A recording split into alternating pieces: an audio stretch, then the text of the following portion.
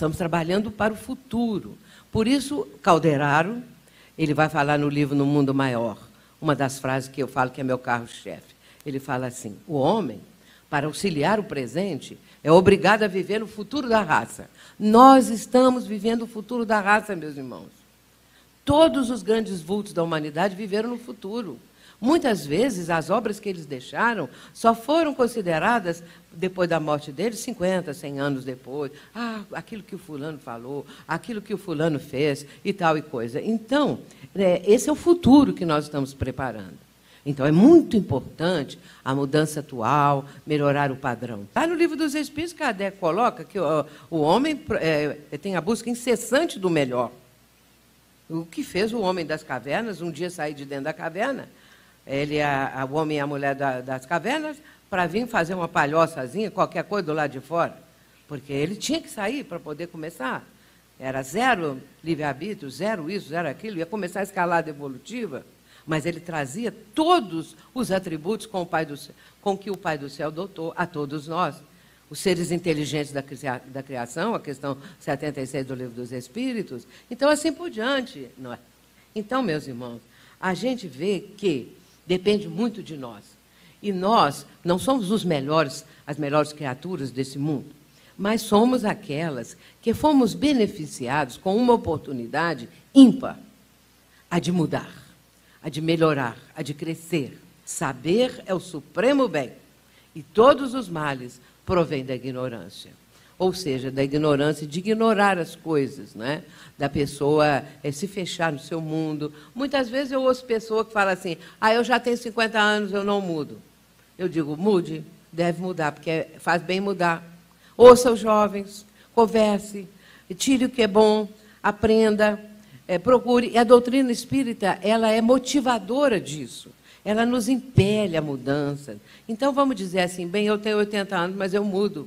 Eu posso mudar todo dia, eu posso me beneficiar a cada dia com tudo que o Espiritismo nos está ensinando, com tudo que a vida nos está proporcionando, porque nós não podemos ficar estagnados, cristalizados. Nós temos que ter esse impulso de melhorar, esse impulso de mudança, porque mudar, além de ser muito favorável para o crescimento da pessoa, é também algo muito benéfico, muito gostoso até, quando a pessoa muda de alguma coisa, de repente ela descobre que aquilo era melhor, que ela ficou parada muito tempo, perdeu tempo, quando poderia estar já no novo dia, nova forma de viver a vida, de entender, não é?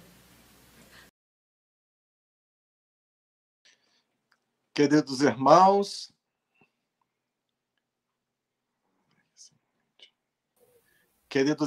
boa noite. Sejam bem-vindos à nossa live, ao nosso encontro da noite de hoje. Hoje teremos o prazer de estar com a nossa irmã queridíssima, iluminadíssima. Olha a luz dessa criatura.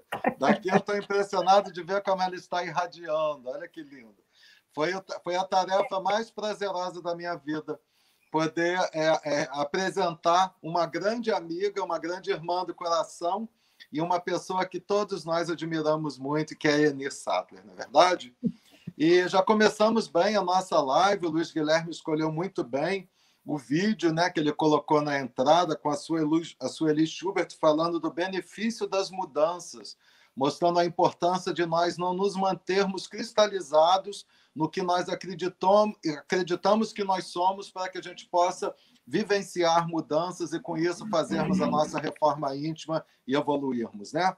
Muito bom.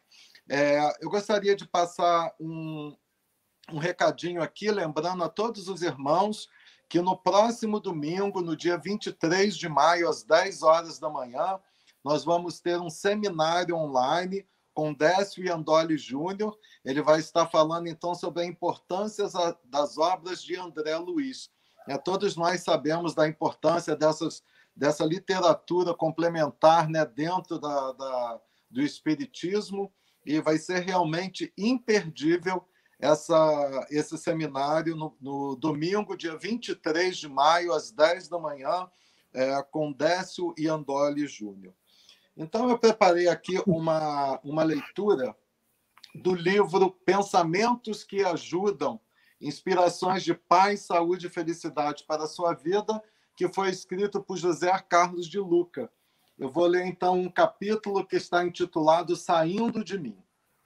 Não me canso de repetir, em grande medida, a vida é o resultado de nossos relacionamentos. Temos que aprender a deixar o eu um pouco de lado para conviver com mais generosidade, mais consideração, mais delicadeza. São palavras de Piero Máximo Forni. Então, se nós quisermos saber se a vida vai bem, um dos indicadores mais precisos é analisar como estão os nossos relacionamentos. Viver é se relacionar a todo instante, de modo que, se nossas relações caminham bem, temos um forte indicativo de que nossa vida vai bem, porque somos pessoas socialmente boas e agradáveis e de fácil convivência. Isso pode não garantir a felicidade, mas é uma boa parte dela, se não a maior. Falo aqui de relacionamentos de uma forma geral, incluindo as uniões afetivas, familiares, amizades e outras, em que a vida faz com que se estabeleça algum tipo de laço conosco. Vale a pena nos perguntarmos se nossas relações são saudáveis, duradouras e prazerosas, ou se costumam ser tempestuosas, cheias de conflitos que nos esgotam e, geralmente, por isso, de curta duração. Claro que não falo de relacionamentos perfeitos, porque não somos anjos, mas se eles forem predominantemente espinhosos, precisamos avaliar o que está acontecendo e qual o nosso grau de participação nisso. Via de regra, apontamos o dedo para o outro. Temos uma lista de defeitos para descrever nosso afeto, que já está quase virando desafeto, se é que já não se tornou. Embora eu não possa questionar a sua lista e devo respeitar seu ponto de vista por acreditar que você deva ter razão em alguma coisa, não posso também deixar de pensar que seu parceiro deve ter uma lista igual à sua. E agora? Como ficamos? Acredito que as crises nos relacionamentos somente se resolverão quando cada um estiver disposto a diminuir o peso da existência para o outro. Cada um menos egoísta, cada um aprendendo a deixar o eu um pouco de lado para ser mais generoso. Será que não estamos muito chatos, cobradores, perfeccionistas, inflexíveis, mal-humorados e grosseiros? Diante dessas perguntas, que reconheço serem incômodas, logo nos apressamos em dizer que o outro é assim e, com isso, fugimos da reflexão que nos cabe, como se, em algum nível menor ou maior, não tivéssemos parcela alguma de responsabilidade pela crise que enfrentamos. Que tal abandonarmos a tática da espera? Aguardarmos que o outro mude para mudarmos costuma levar qualquer relação à estagnação e a maiores desgastes. Porém, muito provavelmente, se nós mudarmos, reações positivas poderão ocorrer. Deixemos o nosso eu um pouco de lado, isto é, o nosso egoísmo e, com ele, o desejo de querer que a vida gire em torno de nós. Vamos ter consideração pelo outro, vale dizer, tentemos pensar no que ele gosta, no que ele precisa, no que faz bem a ele, segundo a ótica dele e não a nossa. De preferência, amar a pessoa como ela gostaria de ser amada. Ela não é invisível. Sejamos, então, mais generosos, procuremos dar e não apenas receber. A mesquinhez tira o encantamento do amor. O egoísmo nos leva à solidão.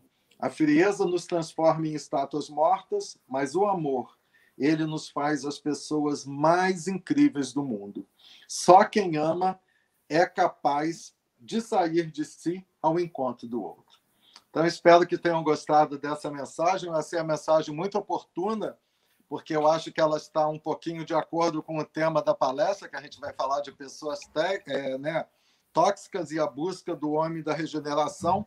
Então, eu acho que a chave realmente é isso, não é, meus irmãos? Então, queridos, vamos elevar nesse momento nossos pensamentos ao alto, vamos nos conectar com a espiritualidade superior, vamos nos conectar com o nosso querido Mestre Jesus, vamos nos conectar com todo o lado divino, com os nossos mentores espirituais, os mentores espirituais de nossas casas espíritas, e vamos dar graças a Deus por estarmos aqui unidos mais uma vez nessa noite, podendo então falar das coisas, das palavras, dos ensinamentos do Mestre, falar de coisas que vão calar em nossas almas, falar de coisas que vão ser capazes de nos provocar insights e de nos ajudar a fazer aquela mudança interna que nós tanto precisamos fazer. Que Jesus possa nos apoiar sempre em nossa caminhada, que possa nos dar sempre força para que a gente possa quebrar essa cristalização desse homem velho que habita dentro de mim, para que de dentro de cada um de nós possa surgir um homem novo, um homem regenerado, e que nós possamos ser cada vez pessoas menos tóxicas e cada vez pessoas com mais capacidade de amar, porque realmente só o amor transforma, só o amor importa. Muito obrigado, querido mestre, por todas as oportunidades que temos tido de crescer a cada momento em nossas vidas. Muito obrigado. Fica conosco agora e sempre, que assim seja. Então, vou passar a palavra para a nossa irmã Enir Sattler, que vai falar, então, sobre pessoas tóxicas e a busca do homem da regeneração. Tenha uma boa noite, minha querida. Obrigada, William. Obrigado por suas palavras generosas. Eu não as mereço, mas agradeço pelo carinho. Boa noite a todos que se encontram aí conosco, que possa ser uma noite de reflexões, mas uma noite também muito permeada de amor, de carinho e de trocas de vibração, que é o que a gente precisa fazer. Bom, eu vou pedir ao Luiz para colocar já de entrada os nossos slides para a gente começar a conversar um pouquinho. Pessoas tóxicas e a busca do homem de regeneração. Já há algum tempo nós estamos falando muito sobre as questões do mundo de regeneração. E essa noite a gente vai falar sobre essas pessoas, mas também nós vamos falar sobre a possível toxicidade que possa existir dentro de nós também. Porque é uma reflexão que a gente vai ter que fazer aqui juntos, em via de mão dupla, não olhando só para aqueles ou para a toxicidade que está ao redor de nós, mas também o objetivo dessa noite é encontrar se existe dentro de mim alguma dessas toxicidades que nós vamos conversar aqui essa noite, e também vamos oferecer um caminho, uma forma de olhar, uma forma de lidar com o tóxico ao nosso redor e também com o tóxico que possa haver dentro de nós. Então é isso que a gente vai estar focando aqui essa noite. Vamos lá. Muito bem.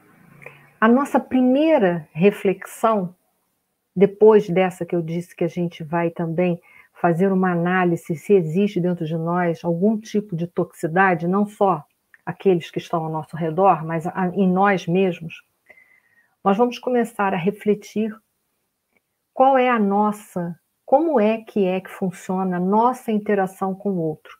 Essa interação com o outro, né, essa relação, que o William até leu uma mensagem do José Carlos de Luca, né, se não me falha a memória, falando sobre as questões das relações.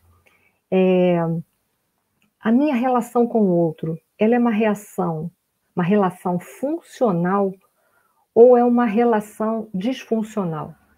A disfuncional é uma relação cheia de conflitos, permeada de muita angústia, de dor, de conflitos e etc. e tal. Ou seja, há uma boa interação, ela é funcional, em que o eu e tu é somado e vai formar o nós como produto final, ou essa interação ela é completamente disfuncional, onde há um conflito de egos dentro dessa relação. É isso que a gente começa a ter que refletir o tempo todo aqui essa noite. Até porque um dos objetivos, que é um objetivo primordial da doutrina dos espíritos, é a transformação moral do homem. Então, é isso que a gente precisa buscar para nós podermos ingressar neste mundo de regeneração. Nós precisamos nos transformar moralmente. E aí, a reflexão dessa noite, que vai estar em 2 tempos, é saber se existe toxicidade em mim, e como eu lido também com essa toxicidade ao redor, e saber como é que anda as minhas relações, a minha interação com o outro, como é que ela é, funcional ou disfuncional. Porque o homem do mundo de regeneração, ele vai ser um homem que cada vez mais vai se afastar daquilo que Joana de Ângeles intitula de consciência egóica. Ele vai sair dessa consciência egóica, que é uma consciência de análise, e vai caminhar na busca e na direção de um pensamento de síntese. Então, esse vai ser o homem de regeneração. Então, ele vai ter que saber lidar com os seus conflitos, transformá-los, né? Da mesma forma que ele vai ter que saber entender e lidar com os conflitos daqueles que estão ao seu redor. Esse é um homem de regeneração. Não é um homem que vai mais bater de frente, onde vai ter esta briga, este confronto de egos 24 horas. Mas é um homem que vai procurar ser funcional, vai ter uma interação funcional com ele mesmo e com aqueles a seu redor. Então, essa é a nossa reflexão inicial, ok? Vamos seguir. Quem são essas pessoas que nós estamos falando e estamos denominando como pessoas tóxicas? Vamos ver características delas. Nós colocamos aí 10. Pessoas arrogantes, pessoas vítimas, pessoas controladoras, pessoas invejosas, pessoas negativas, pessoas gananciosas, pessoas que julgam, pessoas fofoqueiras e pessoas sem caráter. Esse panorama todo que eu estou mostrando aí, apesar de ser características pesadas, mas são características de pessoas que habitam na nossa sociedade, estão ao nosso redor. E em alguns momentos, nós poderíamos ter também essas toxicidades que se apresentam aí. Então, são situações que nós precisamos, primeiramente, identificar se temos dentro de nós, e segundo, verificar se aqueles que estão na nossa vida de relação, elas possuem essas toxicidades para nós sabermos como nós vamos lidar com essas toxinas em nossas vidas. Joana de Ângeles, um livrinho pequenininho muito bom, intitulado Momentos de Harmonia, ela intitula essas pessoas tóxicas como pessoas inamistosas. Esse capítulo é muito interessante. E ela coloca assim, nós apenas pincelamos alguns parágrafos aí. Mas peço a vocês que, se vocês tiverem oportunidade, o livro, que vocês possam ler a mensagem toda na íntegra, que é muito interessante as colocações da Joana de Ângeles.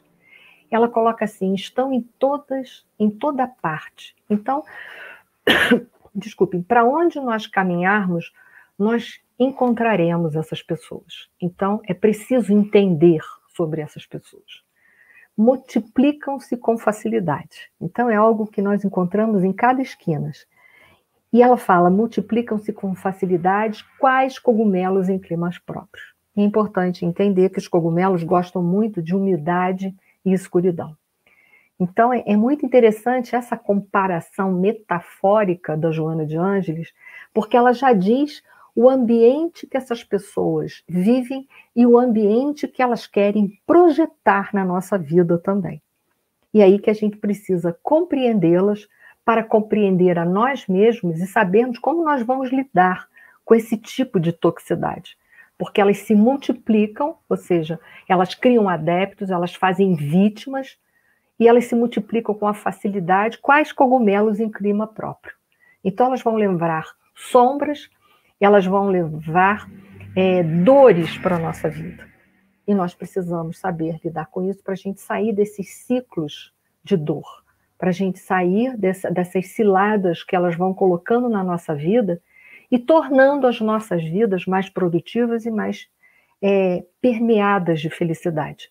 Porque nós sabemos que, conforme questão 115 do Livro dos Espíritos, nós fomos criados por Deus simples e ignorantes, com a fatalidade da felicidade relativa.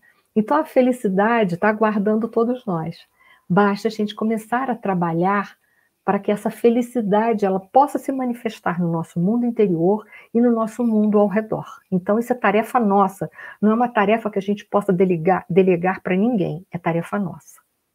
E ela continua nesse livrinho, é um livrinho de bolso muito interessante, ela continua assim: enxameiam no lar, no trabalho, no grupo social, nas ruas do mundo.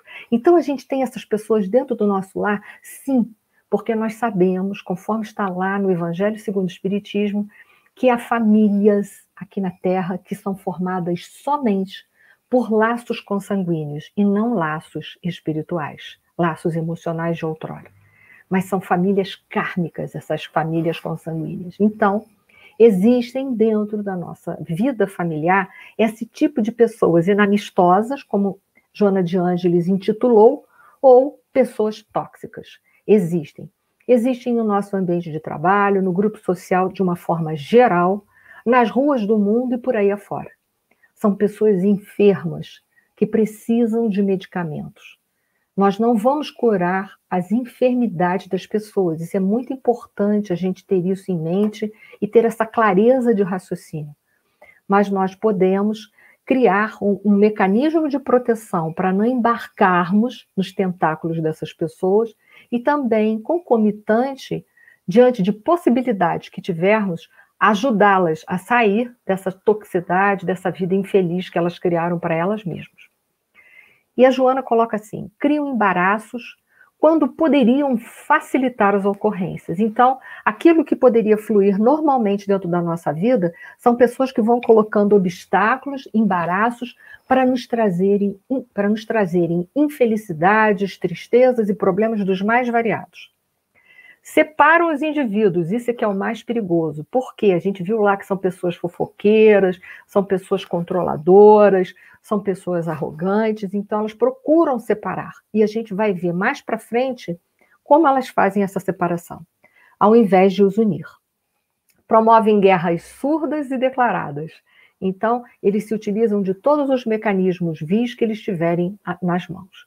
São pertinazes e parecem invencíveis. Parecem, a gente deve se fixar nessa palavra que Joana de Ângeles coloca, porque elas não são invencíveis. É importante a gente relembrar que Deus é Pai de amor e misericórdia. E, portanto, todos os males do homem e os males que existem ao nosso redor, eles têm prazo de validade, eles vão acabar.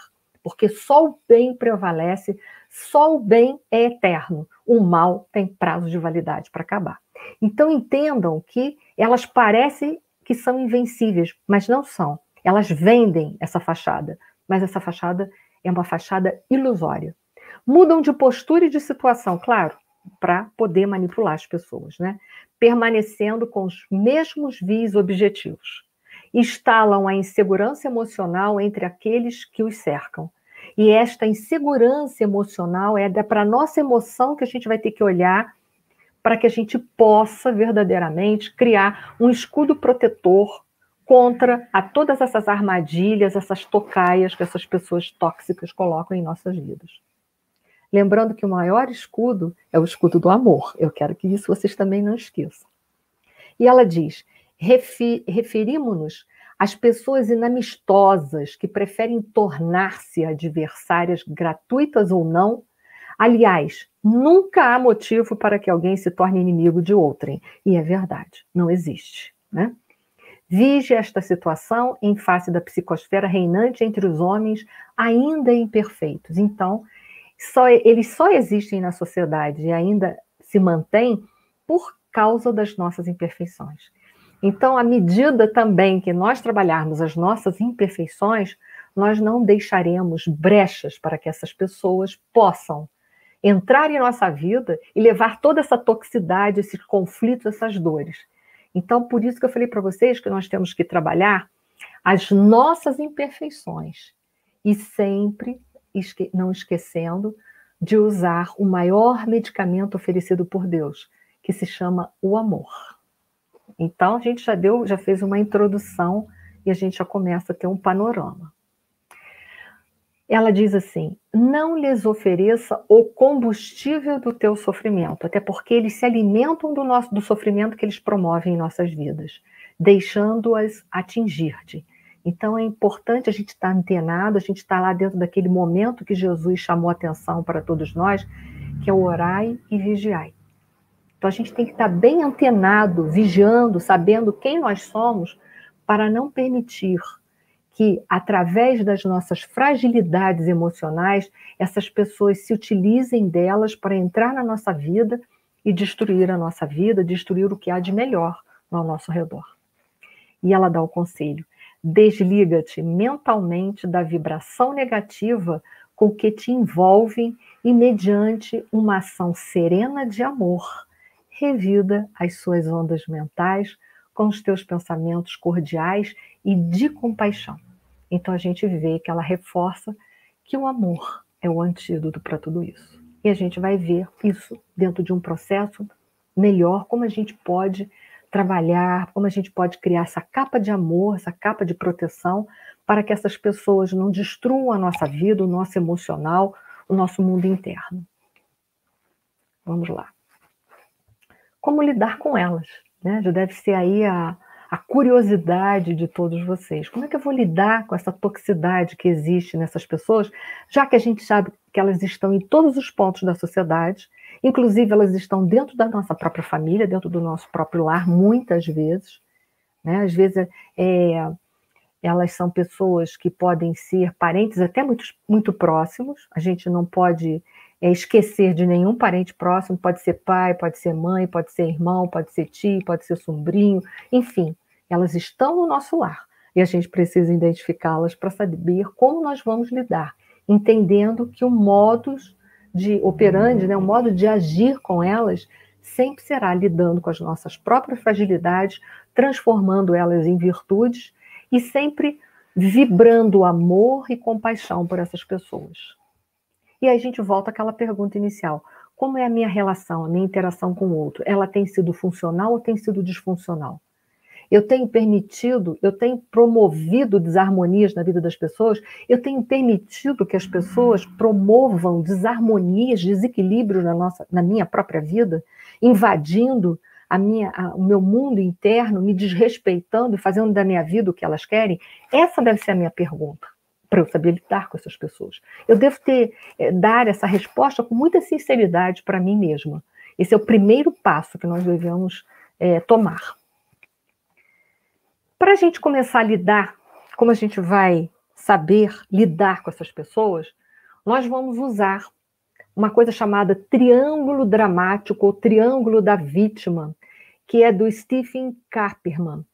Ele é um psiquiatra, ele que criou esse triângulo de relações, que são relações tóxicas, doentias, desarmoniosas. Ele foi um estudante, aluno de Eric Berne, que também é um psiquiatra como ele, que é pai da análise transacional. Então, gira em torno dessa terapêutica. E ele vai mostrar para a gente como é que, né, essas relações são formadas dentro desse triângulo aí.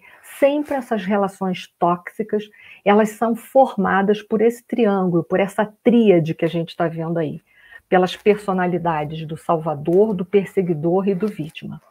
E ele vai falar que enquanto a gente não sai desse triângulo, a gente não consegue quebrar as toxicidades da nossa vida. A gente não vai criar aquele escudo protetor auto-amoroso contra essas investidas tóxicas dessas pessoas que convivem conosco.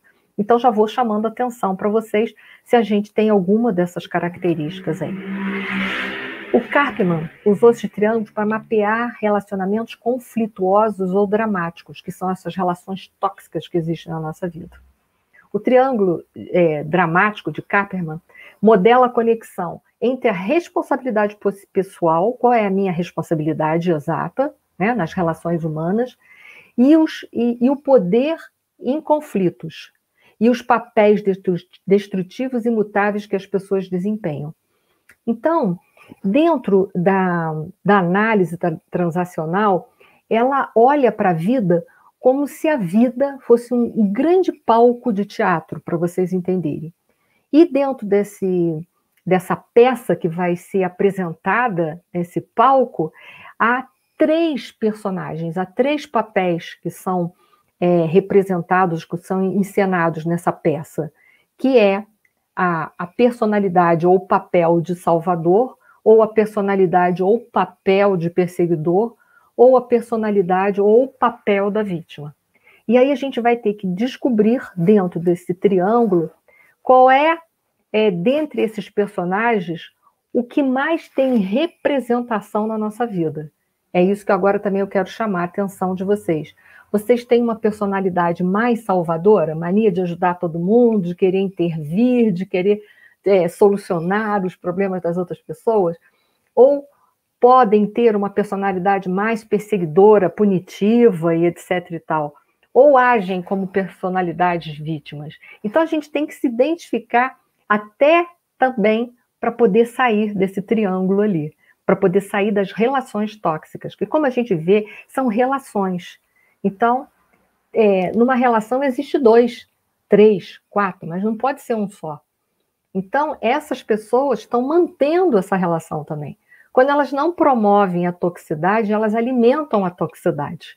Às vezes até por não conhecerem esses papéis, por não saberem exatamente onde estão, para poder quebrar esse triângulo. Então é importante a gente se encontrar aí para a gente poder quebrar isso daí. Já teve gente que está colocando aqui no chat que tem uma personalidade mais salvadora. É isso aí. A gente precisa saber onde a gente está para a gente cortar essas ligações pela raiz, ok? Por isso a importância do autoconhecimento, e foi o que eu falei para vocês. Um dos objetivos da doutrina dos espíritos, que é o objetivo mais pertinente, mais importante, é a transformação moral do ser humano. Então, se eu só posso me transformar se eu me conhecer. Se eu não souber quem eu sou, eu vou transformar o quê? Eu não tenho nada para transformar, porque eu não sei nem quem eu sou, eu não sei nem qual é o papel que eu estou desempenhando na vida, então, ou nas relações, como eu vou poder mudar alguma coisa, né? Então é isso que a gente precisa também parar para refletir. Ele definiu 3 papéis dentro desses conflitos sociais e que alimentam essas relações tóxicas, como a gente viu ali. Ele colocou esses 3 papéis num triângulo invertido e se referiu a eles como sendo 3 aspectos ou faces de um mesmo drama. É sempre a mesma coisa, ok? Vamos lá. Porque tudo vai girar em torno, segundo Karpman, em torno da vítima. Todos esses papéis, eles giram em torno da vítima. Se estamos no triângulo, estamos vivendo como vítimas, diz ele, pura e simplesmente, né? Então, estamos dentro desse triângulo e precisamos sair desse triângulo, porque tudo gira e volta ao personalidade vítima. Ele gira e volta ao personalidade vítima. Então, precisamos sair dessa condição. Vamos lá, vamos passo a passo ir entendendo esses papéis para a gente poder sair. Então, não se esqueçam, nós podemos desempenhar qualquer outro papel ali dentro, mas sempre vamos voltar à posição de vítima. Ou seja, enquanto nós não sairmos da nossa posição de vítima, nós não vamos sair também desse triângulo ali. Vamos lá. Compreendendo melhor. Diz assim o Karpman. Estes papéis são utilizados de forma representativa para compreender relacionamentos tóxicos entre pessoas, comunicações distorcidas que levam a conflitos, os chamados jogos psicológicos. Então, nós precisamos parar de jogar carta. Por isso que eu disse para vocês, precisamos saber exatamente desses papéis, desses personagens, qual é o que nós utilizamos com mais frequência e quebrarmos esse triângulo, ok? Os jogos psicológicos ocorrem quando a comunicação não é direta, mas cheia de mensagens ocultas. Ou seja, muitas vezes a gente não fala, mas a gente deixa de entender no ar. A nossa frase fica sendo uma frase dúbia. Ou a gente não fala nada, mas os nossos gestos corporais deixam a entender. Isso é que é ruim na comunicação, porque essa comunicação ela fica truncada. ela dá margens a mil pensamentos. Então, se é a gente que está promovendo essa comunicação, a gente precisa parar com esse jogo. E se é o outro que está promovendo, é a gente não entrar nesse jogo e não cair criando imagens ou pensamentos que não foram conclusivos. Não foram conclusivos. Não crie suposições. Se você tiver a oportunidade de ter uma conversa madura, o que será muito difícil com uma pessoa tóxica, pergunte o que ela quer dizer exatamente. E se ela não te disser, não caia nas entrelinhas.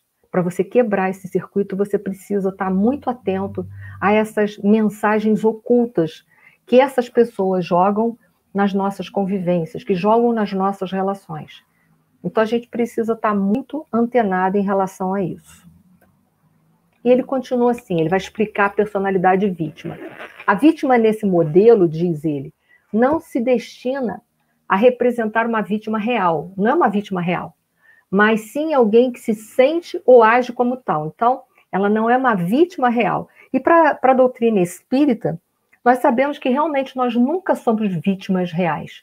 O que nós estamos vivendo hoje de ruim, ou dentro de uma relação que pode ser uma relação tóxica, não é por acaso, a gente sabe disso. Ou a gente está ali porque está quitando os nossos débitos de outrora, ou pedimos para viver com determinado tipo de pessoas assim, para que possamos crescer e desenvolver certas virtudes que precisamos. Então a gente sabe que a gente nunca está num papel de vítima, nunca. Nós estamos ali, tem uma razão de ser. E é importante a gente buscar essa razão de ser para a gente quebrar esse triângulo de toxicidade na nossa vida. E aí ele coloca assim, a postura de vítima é pobre de mim, e é verdade, né? A gente fica assim, ai, pobre de mim, mereço isso, né? Ai, não é possível, né? A gente fica assim. A vítima se sente vitimizada, oprimida, desamparada, sem esperança, impotente, envergonhada e parece incapaz de tomar decisões, resolver problemas, de ter prazer na vida, obter insights. Então é muito interessante a gente pensar, será que a gente acha que a gente está desamparado? Isso é uma coisa que a gente deveria parar para pensar. Porque quando a gente se sente desamparado, por exemplo, eu estou vivendo uma situação, eu estou desamparado, acho que Deus me esqueceu aqui. A gente está se colocando numa posição de vítima. E aí a gente tem que rapidamente voltar e pensar assim, não, peraí, atributos da divindade, Deus é onipresente, Deus está dentro de mim. Então, veja bem, se Deus está comigo, eu não estou desamparada, eu não estou sozinha, eu não fui largada aqui. Eu estou amparada, eu não estou vendo o amparo. Isso é da minha responsabilidade, mas amparada estou. Então, já é uma ajuda que, apesar de racional, nos leva a trabalhar o nosso emocional. É a gente começar a pensar, peraí, eu não estou desamparada, eu nunca estarei, nunca tive, nem nunca vou estar. Porque Deus é onipresente, Ele está comigo em qualquer situação, boa ou ruim, Ele está comigo. Né? Sem esperança, como eu posso estar sem esperança se meu Pai é simplesmente o Criador do universo e Ele é onipotente? Um Deus onipotente tem resposta para tudo, então por que eu estou sem esperança? Não tem razão de ser. Eu estou envergonhada de quê? Eu não devo me sentir envergonhada, culpada de nada. Eu devo me responsabilizar e não me sentir vítima. Se eu errei, ótimo. Já identifiquei o erro? Ótimo. Identifiquei que a minha posição não é uma posição correta? Que bom, olha que lucidez. A lucidez é ótima para trabalhar os conteúdos errados. O que eu tenho que fazer agora diante de uma situação errada? Me responsabilizar e seguir em frente, corrigindo.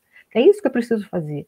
A vergonha, o se sentir envergonhado não resolve nenhuma situação, mas sim me mantém presa de uma personalidade vítima. E sendo vítima, eu poderia ter um algoz na minha vida.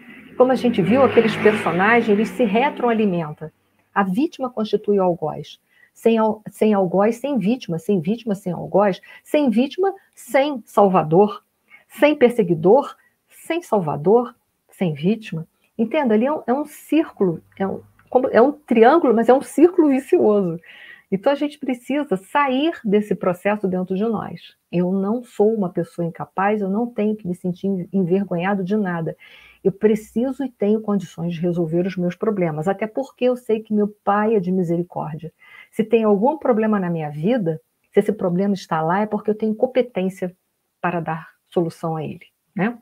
Então a vítima, segundo ele, Se não for perseguida, procurará um perseguidor e também um salvador que salvará o dia, mas também perpetuará os sentimentos negativos de vítima. É verdade. Então, a primeira coisa que a gente tem que ficar antenada é sair dessa condição de vítima, até porque todos os papéis voltam à posição de vítima, que a gente vai ver daqui a pouco.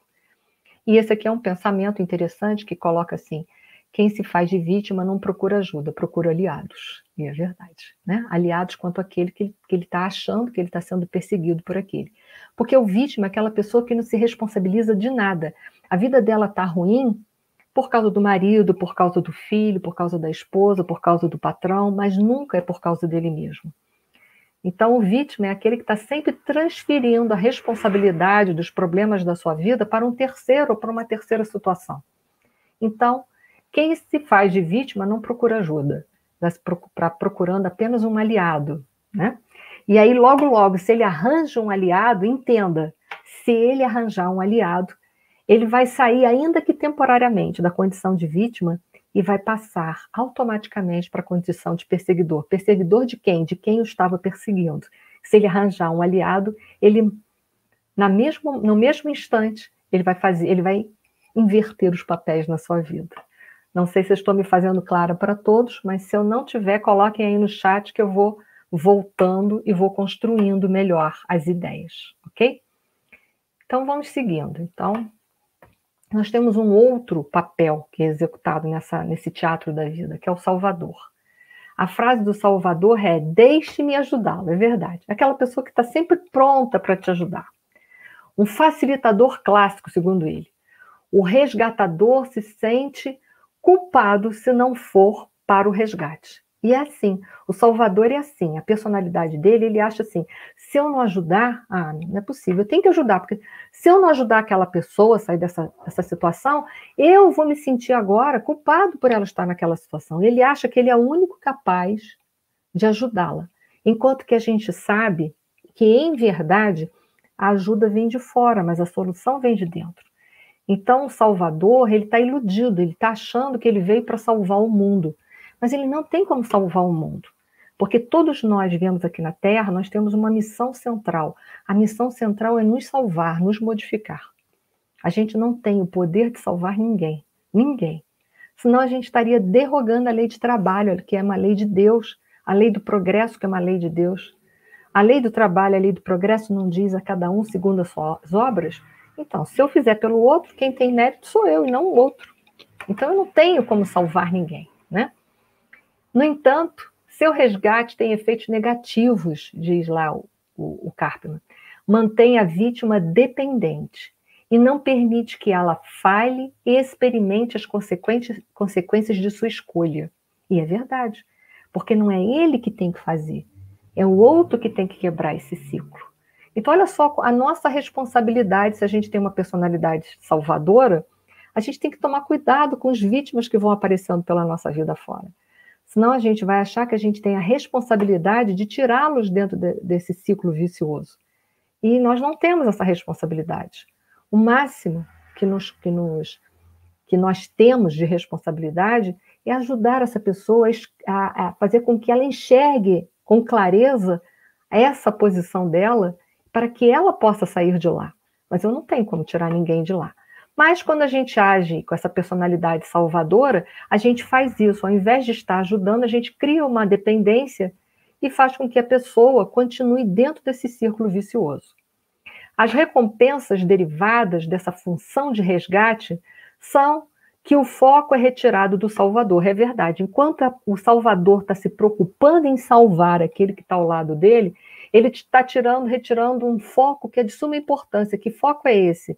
O foco nele. Ele está focando na outra pessoa, mas ele está esquecendo do papel dele para com ele mesmo. Quais são os seus reais problemas que estão ali disfarçados de preocupação com as necessidades das vítimas? Porque, como eu disse para vocês, a gente veio no mundo com a finalidade de se salvar, de se transformar. Ninguém pode me transformar, ninguém pode transformar ninguém, né? Então, enquanto eu estou me preocupando em salvar a vida do outro, eu estou deixando a minha vida naufragar. Enquanto que o único poder que eu tenho é de salvar a minha própria vida. Eu não tenho como salvar a vida de ninguém. Lembra de derrogar a lei do trabalho e a lei do progresso. Então, o salvador, que está focado no vítima, em salvar o vítima, ele perde o grande foco da vida dele. O grande foco da vida dele é salvar-se.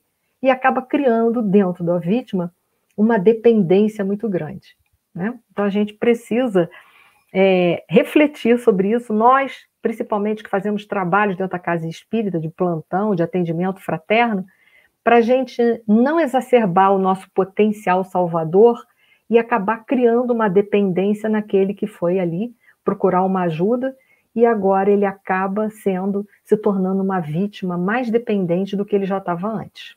Então, isso é da nossa responsabilidade manter esse foco, manter essa lucidez, ficar bem lúcido em relação a tudo isso, bem esperto em relação a tudo isso. E, finalmente, o perseguidor, que é conhecido como vilão da história. O perseguidor insiste, ele costuma trabalhar com culpas, ele sempre trabalha com culpas, ele fala, é tudo culpa sua, ele fica reforçando isso dentro do outro. Olha, eu estou assim porque você é assim, a minha vida está um inferno porque você é dessa forma, porque você vive dessa forma, porque você não muda, porque o teu contexto não é outro, e aí você está fazendo da minha vida um inferno. O perseguidor, ele tem essa personalidade. O perseguidor, ele é controlador. Cuidado com as pessoas que controlam a sua vida, que diz o que você deve fazer e o que você não deve fazer. Nós é que devemos decidir por nós mesmos o que nós devemos fazer. Mesmo que a nossa decisão não seja melhor e a gente descubra isso minutos depois, mas é melhor que ela parta da gente. E que se a gente descobrir que minutos depois da decisão tomada não foi a melhor decisão, sem problemas nenhuma, sem se sentir culpado, nada além. Vai lá e repara a situação e pronto, segue o caminho em frente, né? Então, o perseguidor, ele é controlador, ele trabalha muito com a culpa, com o culpado, ele é crítico, ele é opressor, e a gente sabe que para ter um opressor tem que ter um oprimido, para ter um oprimido tem que ter um opressor. Olha como é que eles se retroalimentam. Ele é raivoso, autoritário, ele é rígido e ele se sente superior a todas as outras pessoas. Então, a gente agora vai dar um exemplo bem banal para a gente começar a formatar isso dentro das nossas relações, para a gente saber quem sou eu na relação com o outro. É isso que a gente precisa saber. Quem eu sou, ou quais são os papéis que eu estou desempenhando na relação com o outro, e quebrar esse ciclo vicioso. Vamos montar um cenário. Vamos imaginar que um pai de família chega em casa e encontra a mãe perseguindo o filho, com ameaças do tipo, arruma esse quarto, hein, menino? Ou, olha lá, aquela linguagem que não ficou esclarecida, ou ela não disse nada. Mas ele pensou assim, ou ela vai me castigar. Foi isso que ele pensou, né? Ela não disse, mas ele interpretou. Lembra que eu falei para vocês que a nossa comunicação ela tem que ser clara? E quando ela não for, a gente tem que chegar e perguntar para a pessoa, e se a pessoa não tiver maturidade, a gente não deve criar fantasias. Mas se a mãe fala assim, arruma esse quarto, menino, ou... Aí o menino pensa assim, amanhã ela não me deixa sair, amanhã ela não me deixa jogar meus joguinhos no computador, amanhã ela não deixa usar a internet. Mas ele criou ou, ela não disse nada. Ela poderia dizer, ou eu vou te dar um beijo, mas é claro que não era isso que ela queria dizer, né? Mas são linguagens que a gente larga no ar, né? Ele imediatamente chega o pai em casa, vê essa situação, o que ele fez? Ele assume uma postura de salvador e vira-se para a mãe, que estava perseguindo o menino, e fala assim, mãe, olha aí, pega leve com o garoto, né? Ele ficou na escola o dia todo, pega leve com o menino. Qual foi a atitude desse pai? Uma atitude salvadora, mas uma atitude extremamente perniciosa. Por quê? Porque ele tirou, naquele instante, ele retira toda a autoridade da mãe sobre a criança. Ao invés dele ter chegado para a mãe e conversado com ela, ao invés de fazer o papel de salvador, não, ele interfere, age, entra ali naquele circuito, naquela relação que está acontecendo entre mãe e filho, a mãe como perseguidora e o filho como vítima. Ele vem e faz o terceiro papel para fechar exatamente todo o teatro. Ele faz o papel de salvador. Ele vem salvar o filho. Então, isso a gente tem que ficar antenado para a gente não cair nessas relações. É uma coisa muito simples, Mas a gente, às vezes, faz isso todos os santos dias da nossa vida, né? A gente faz o jogo, exatamente o jogo. Para uma pessoa perseguidora, a gente tem que entender que a gente não pode fazer papel nem de vítima e nem deixar ninguém interferir como salvador. Mas a gente sair daquela situação procurando uma solução inteligente para sair desses papéis. Então ele coloca ali, muitas possibilidades poderiam seguir dentro desse cenário, é verdade. Talvez a mãe se sentindo vitimizada, ela poderia naquele instante se sentindo vitimizada com a colocação do marido, né, do pai, ela poderia naquele instante se virar fortemente contra o marido, falando qualquer coisa ríspida para ele. E naquele instante, então, o pai, que estava numa atitude totalmente de salvador, ele vai virar vítima naquele instante. Olha aí os papéis totalmente truncados e conflitando dentro de família. Tudo porque não houve um diálogo sadio à parte, não houve momentos de reflexão. Essa mãe está educando esse filho por um processo de perseguição, de punição, e não educando, mostrando para esse filho a importância. Esse pai também está agindo dentro desse mesmo circuito, porque não chegou, não sentou, não foi conversar com a esposa, e os dois chegarem a um fator determinante de que a educação da criança precisa ser baseada em amor, em esclarecimento, em lucidez. Então, veja o círculo vicioso e os círculos dos conflitos só sendo potencializados. Isso a gente está mostrando aqui um exemplo, mas 1000 coisas poderiam ter acontecido ali naquele instante, né? Mas é só para a gente antenar e começar a sair, quebrar isso dentro da nossa vida. Vamos lá. Dizem que esse cenário, né? Esse cenário esses personagens que são formados e que são representados no teatro da nossa vida, eles já são formados desde criança dentro de nós. Diz isso o Karpman. Ele diz que essas posições iniciais são geralmente configuradas na infância. Então, a gente assume uma daquelas 3 faces ali, elas são formadas na infância e a gente passa a assumir isso quando a gente se torna adulto. Por exemplo, ele diz, se um pai ou uma mãe não pediu a seus filhos que se responsabilizassem por coisas que eram apropriadas à sua idade, eles podem se tornar adultos que se sentem inadequados para cuidar de si mesmos, ou seja, se tornarem uma vítima. Ou se tornarem adultos ressentidos, porque ficam ressentidos, né? Porque não conseguem lidar com as situações da vida. Cada coisa que acontece contrário a eles, que até então se sentiam vítima, eles ficam com muita raiva e aí eles saem da posição de vítima, começam a ter os sentimentos de ressentimentos e se tornam o quê? Imediatamente perseguidores de outras pessoas. Ou seja, quando a vida não dá para eles aquilo que eles acham que deveriam receber, mas que é fruto de uma educação no passado que não ensinou aquela criança a se responsabilizar pelos seus atos, ele cresce, se torna um adulto vítima, e quando a vida diz não para ele, ele não sabe o que vai fazer com aquilo, ele fica ressentido com raiva e se torna imediatamente, ele pode se tornar um perseguidor. Então, olha aí as questões que a gente vai vivendo na infância, né? Lembrando que eu quero deixar uma coisa bem clara, que a gente não tem o direito de culpar os nossos pais, ok? Porque aqui, senão a gente vai perpetuar esse círculo aí. A gente tem que entender que os nossos pais deram para a gente aquilo que eles davam conta. Assim como nós vamos dar para os nossos filhos aquilo que nós damos conta, porque somos todos imperfeitos. Perfeito só o Pai que nos criou. Então entendam, se a gente entendeu que a gente foi criado dessa forma, que ótimo, ponto para a gente, já temos lucidez. O que devemos fazer na nossa vida? Corrigir essa personalidade distorcida e nos tornarmos pessoas melhores, mas não culpando os nossos pais, senão nós nos tornaremos perseguidores dos nossos pais. E aí a gente está assumindo um desses papéis aí. Olha quanta maturidade a gente precisa ter para sair de relacionamentos tóxicos, né? Estou só chamando a atenção para vocês, porque essa nossa fala aqui dessa noite são várias reflexões para levarem vocês a se analisarem uns com os outros nas relações familiares. Não é para culpar ninguém, porque quando a gente culpa os outros, a gente cria uma vítima, a gente se torna perseguidor. Não é para nada disso, não é para nada disso. É para a gente ver quem a gente é e quebrar esses ciclos de toxicidade que existem na nossa encarnação, para que a gente possa merecer viver no mundo de regeneração.